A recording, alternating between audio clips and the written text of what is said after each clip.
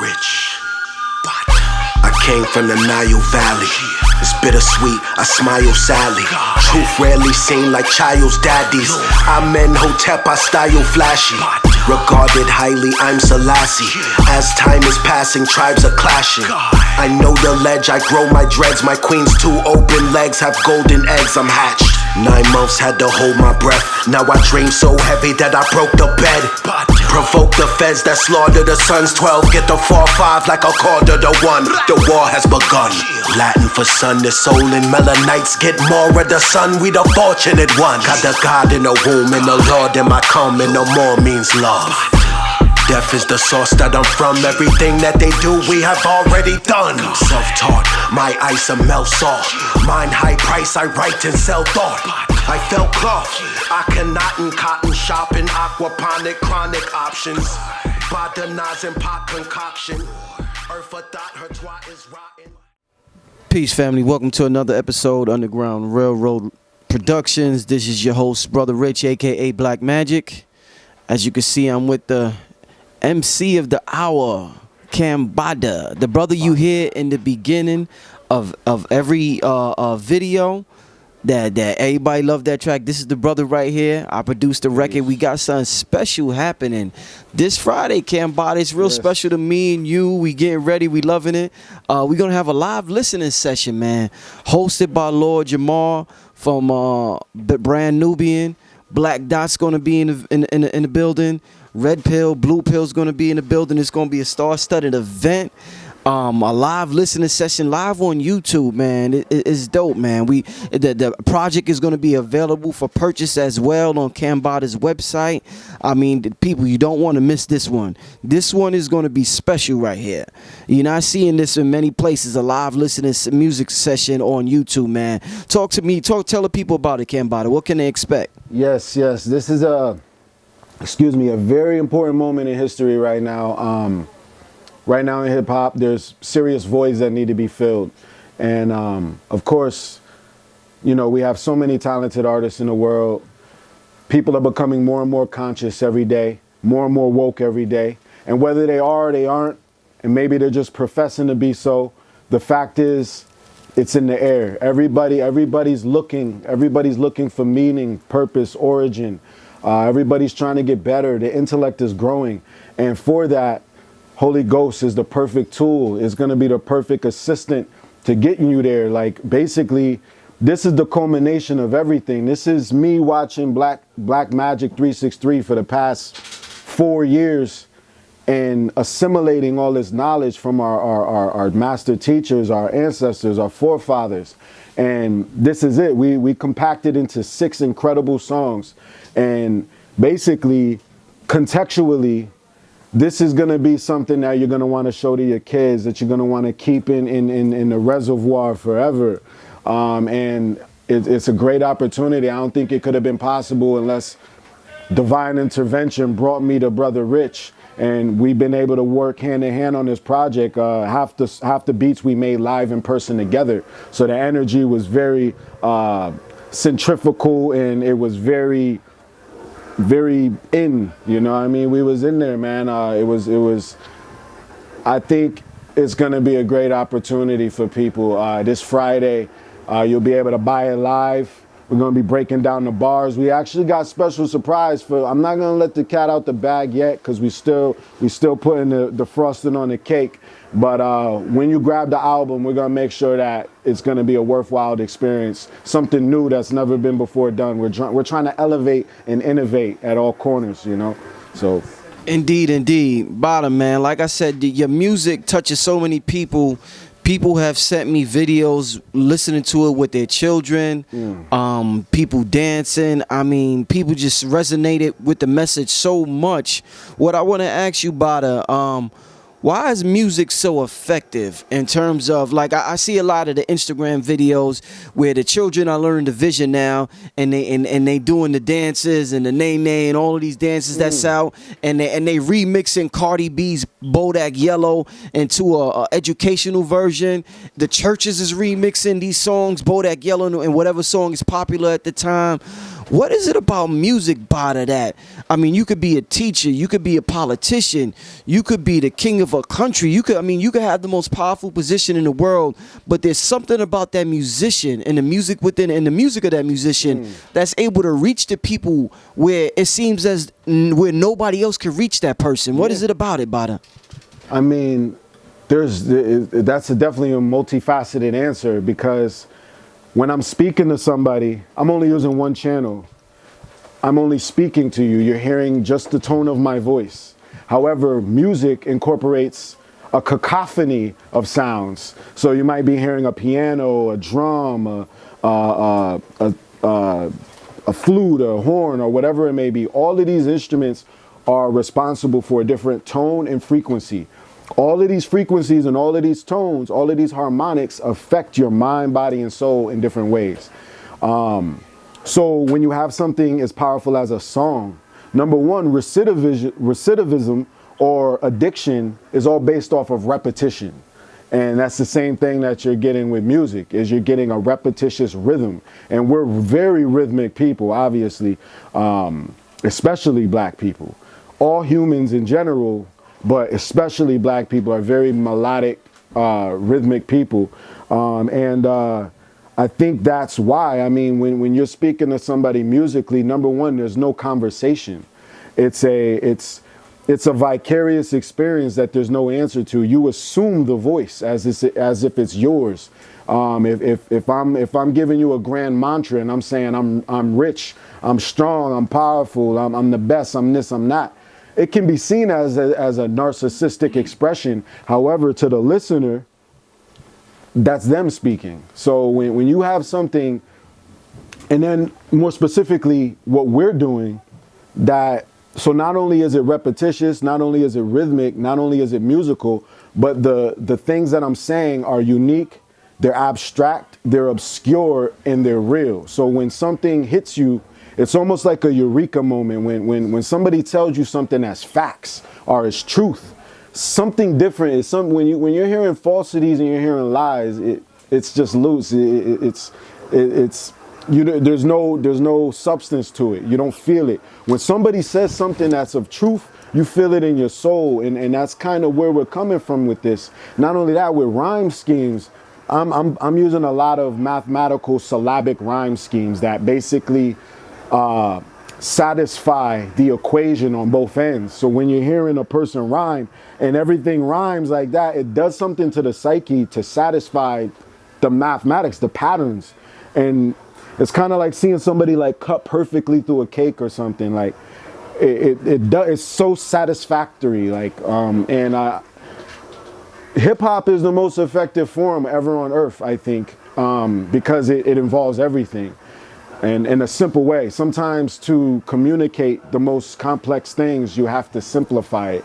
And that's what hip hop does, man. I mean, music in general, but in this era, it's even stronger. Yeah. Yo, we was having a conversation while we was making the album, and we was talking about the English language and how malleable it is. And you was like, you could say, yo, that girl is blah, blah, blah. Yeah. And like, I would know what you're talking about. Exactly. Just by the expression, the tone of your voice. And I don't know if other languages could do that. But that's something that's amazing to me, that we just make up words on the spot, or we take a word and then we use it for 50 different meanings. Mm-hmm. And rap has been doing that like when Big said, I got... Damn, I don't want to chop his lyrics. I don't want to chop up Big's lyrics, so I'm not even going to say it. But you know what I'm talking about. I know exactly what you're talking about. You know, we always talk about how English is a bastardized language. Mm-hmm. It's a broken language. It's one of the most... It's a hard language to communicate with. People in other languages prefer, if they know how to speak English and they know how to speak French or Spanish, they will prefer that their language because it's easier to communicate with. Mm-hmm. But for some reason, musically... English dominates the planet in terms of music. Like Michael Jackson, no matter where you are on the planet Earth, you will recite his lyrics, which are in English. So what is it about the English language that it can be hard to communicate, but for some reason it's the most effective when it comes to musical form? I mean, so not even just English, but American English. And And the reason why American English is so different is because just like the people of America, being that it's considered a melting pot, you have so many different effects from different people on this language through time. It's like you said, it's malleable, and it's almost mercurial in the fact that it's serpentine. Like you can't even put your finger on it. It's like this ever-growing algorithm.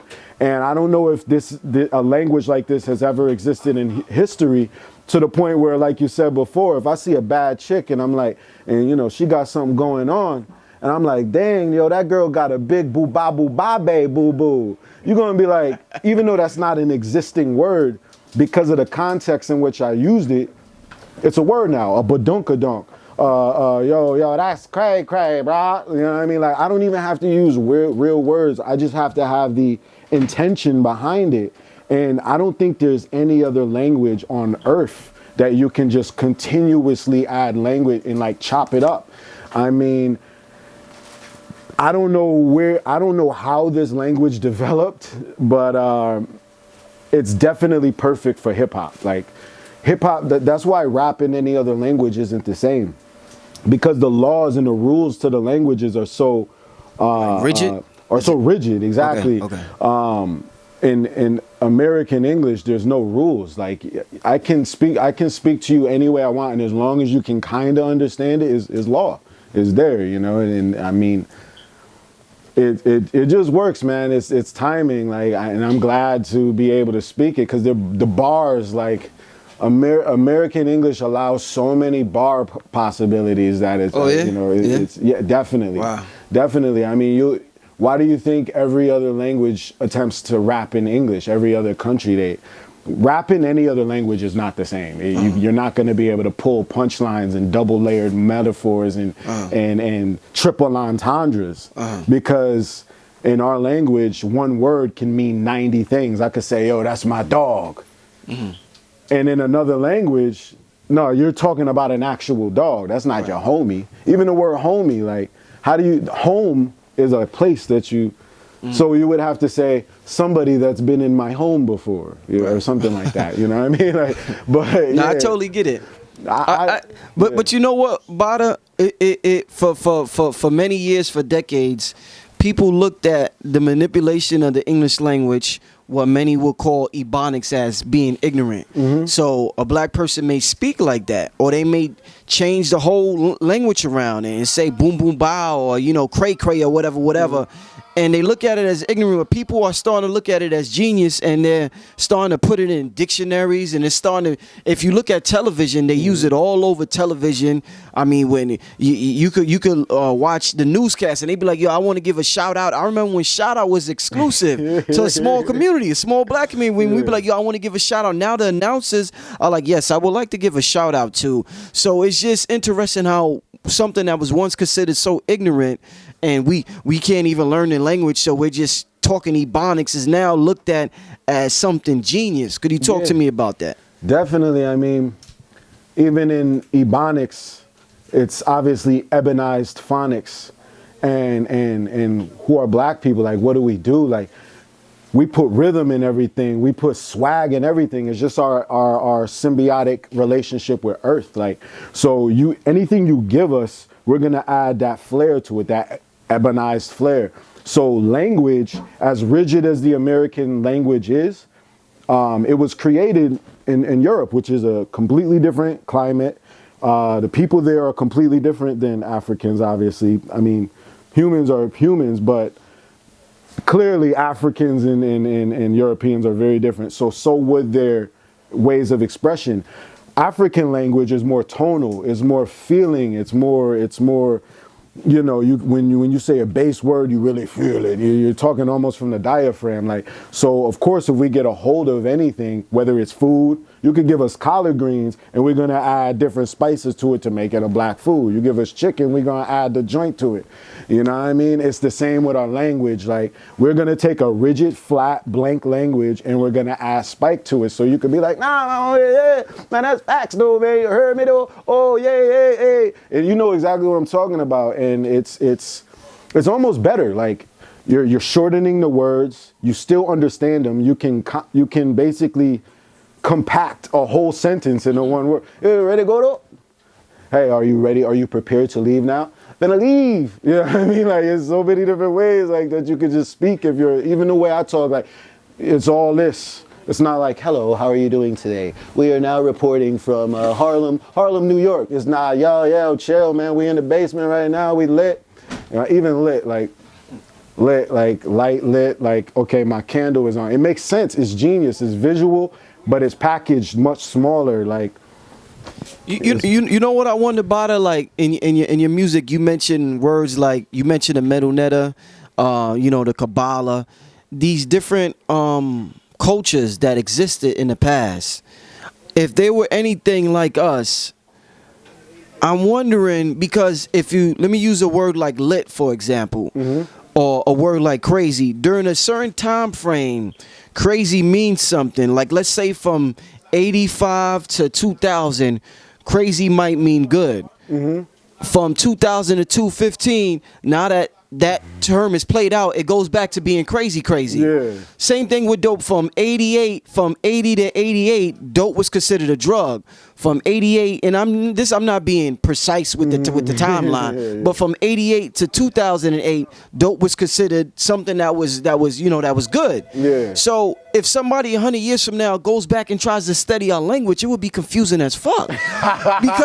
because they'll be like, wait a minute, during this time frame, this word meant this, now it means that. Now it means that. I wonder if it was like that in history, where we're trying to study history, but we don't understand that the words were different, had different meanings in different time frames. You get what I'm saying? I definitely get what you're saying, and I'm sure there was.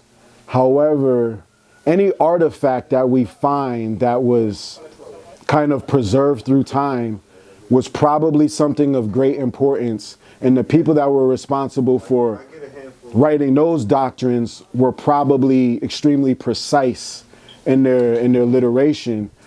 But I'm sure common people were talking. To me, there was always like almost like a 85% that was always just chopping up the language. But then, as far as like Scott, based on we don't know. They could have had iPhones. I mean, the iPhone is gonna degrade. 500 years, that on the ground is going to turn to dust. It's going to rust and it's going to be dust. So all the artifacts that we have, the papyrus, the monoliths that were made in perfect symbiosis to Earth, are the only examples that we have of the past that we know of. And those had perfect literation. It seemed like those people really knew how to write. Like, these were genius authors, basically. But it's hard to tell because, like, there could have been some kind of slang or colloquialism spread throughout that. But like you said, we're only relating it and defining it based on other doctrines like it that contain that language. So if it is a colloquialism or a slang term, we wouldn't really know the context.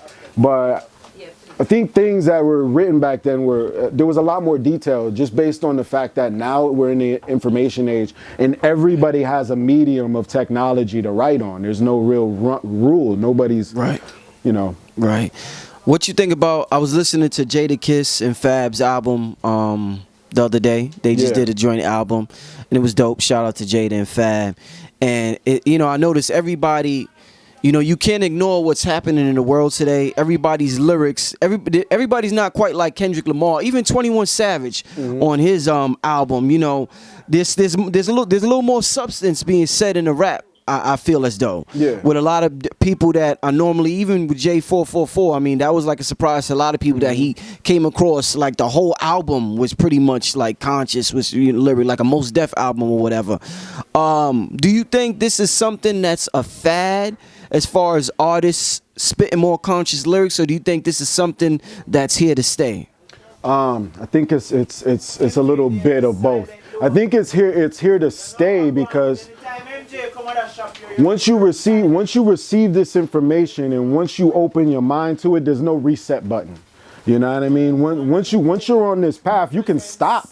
You can divert from it. But as far as you taking this information and forgetting what you just learned, that's not going nowhere. So even though it is a trend, But I believe that the entire consciousness of the race is moving up. So even your people at the bottom that might not be your best intellects, even their intellect is just growing. It's almost like they're getting caught in the tailwind. You know what I mean? So the language is shifting. We're in the information age. It's nothing for people to put on a lecture now to find Bobby Hemmett, to find Phil, to find Black Magic 363. It's all available to you at the click of a button now. So, oh, that's fire. Yeah. So, Holy Ghost, shout out to A.A. Rashid, man, for the artwork. Yeah. And see, the reason why this is significant is because this man is a master of sigil art. And it's multi-layered. There's a lot of layers. If you look at it 10 times, the 10th time you look at it, you'll see something different. Exactly. And it means much more coming from the Kabbalah God himself, you know, because we know that this man is a master linguist. He's a master at gematria. I mean, nobody takes letters and numbers and splits them up like that guy does. But that's the Holy Ghost. That's what you guys are going to see, man. Yo, I'm super excited. Once again, I got one question for you. But once again, December 15th, you'll see the poster. Lord Jamal hosting. It's going to be off the hook. Black Dot's going to be in the building. It's going to be a star-studded event. It's going to be live on this channel from 9 p.m. to 12 a.m. We're going to be playing the whole album for you guys, and then it's going to be available. It's also going to be available for purchase. It's going to be some special things in that package when you buy it. Some things that you're not going to get with no other album, man. We trying to be as innovative as possible and just bring something new to the game. I got one last question for you. I'm having such a good conversation with you about music, about language, about rhythm, about melody, about harmony. I want to talk to you about an artist like Young Thug, who, when he rhymes, you can't really make out what he says that good. People are like, yo, what is he saying? But it sounds so good when he says it. Yeah. I mean, besides the fact that, you know, I don't know what he doing wearing the skirts and all. We ain't gonna talk about all of that. You know, I don't know if that's marketing or whatever. But what I'm talking to you about is his ability to say something that I don't know what he's saying. But the way he says it and the way he manipulates the language, it's kind of interesting. And he would be considered a mumble rapper, but. Is it possible for a mumble rapper to be a genius at the same time, Bada? Absolutely. Young Thug in particular, I think, stands out amongst everybody, basically. When you get deep into what he's doing sonically and rhythmically, he's using patterns that have never been before explored, because when writing, you have a format and you have a certain amount of letters and a certain amount of space before it seems to get overrun. And when you're thinking about something, it's a lot more linear than if you're just doing something. And it seems like Young Thug's form of expression, and a lot of people like that these days, is a more free form. So where if you're writing, it's like, yo, you know, I went to the block, bought me a hot box and chocolate, you know, whatever it is. Young Thug, it's almost like imagine a saxophone. Imagine there's no letters, there's no words in a saxophone, there's no words in a trumpet, there's no words. It's just strictly rhythm. So he might be like, Bobby the girl, I go to the block, I got me a lot, nigga go got me the phone with a shot, nigga just got shot, I hit him a lot and the smoke on the right here. You know what I mean? Like, you got to picture like a guy with a flute. Like, the words don't even have to be audible. One of my favorite singers of all time, D'Angelo. If you look at his last album, Black Messiah, a lot of the words are inaudible because he wants to give off raw emotion, raw feeling. Like, and to do that, you cannot overthink. You cannot be so hung up on the words. A lot of it's in the intention of the word. I was reading something the other day. It was a paragraph that all the letters in it were scrambled, but because the first and the last letter were consistent, you still could understand the whole paragraph. You've probably seen those. Same thing with language. If I say, boobity bop, go to the clock, doing a lot, cutie up, it don't matter. Like, you're still like, oh, that's swaggy because of the sound. It's the tones. Like, you know, people from Asia, like you said, might not understand Michael Jackson. but his voice, his tone, is no different than me hearing. We love to complain about mumble rap, but let's be real. Do you understand all reggae music? Do you understand all reggaeton music? If you listen to Fela Kuti right now, are you going to understand everything that those people are chanting? Or do you just feel the spirit? Problem with people like Young Thug is the intention behind what they're doing is not one of enlightenment, is not one of consciousness. So even though we are just listening to tones, the tones are highly sexual. They're highly drugged out, you know what I mean? So as long as you're in that zone, it's perfect, you know what I mean? I wouldn't show it to my kids, but I understand what living like that is like, you know what I mean? I like to have fun too, so, you know, it is what it is. But he's more of like a saxophone. He's like an inaudible saxophone. And D'Angelo's the same way. So you can't complain about him and not complain about other singers that have done this. Little Richard. Bop, bop-a-loo, bop, ba-wop, bamboo, toodaloo on the booty. Like, come on, bro. That's the same thing as what, not only that, but you saw what Little Richard looked like, right? Blatant makeup. We didn't complain about him. So, same shit, you know, just a little bit more lean and zany. Right, you know? man, yeah. Music is truly magical. It's amazing what we're able to do with this language, man. And I appreciate just being in this position to offer the people such a great art of work. Yes, Me and Cambatta. Once again, family, December 15th, this Friday, from 9 p.m. to 12 a.m. Hosted live album listening session, the Holy Ghost EP. Yes. It's gonna be off the hook. It's gonna be available for purchase. I look forward to seeing you there, family. We're going to have a good time, and it's going to be a party on Friday, family. Peace. Peace. Rich. I came from the Nile Valley. It's bittersweet, I smile sadly. Truth rarely seen like child's daddies. I'm Hotep, I style flashy. Regarded highly, I'm Selassie. As time is passing, tribes are clashing. I know the ledge, I grow my dreads. My queen's two open legs have golden eggs, I'm hatched. 9 months had to hold my breath. Now I dream so heavy that I broke the bed. Provoke the feds that slaughter the sons. 12 get the 4-5 like a quarter to 1. The war has begun. Latin for sun, the soul and Melanites get more of the sun. We the fortunate one. Got the God in the womb and the Lord in my come, and no more means love. Death is the source that I'm from. Everything that they do, we have already done. Self-taught, my ice a melt salt. Mine high price, I write and sell thought. I felt cloth, I cannot in cotton shop in aquaponic chronic.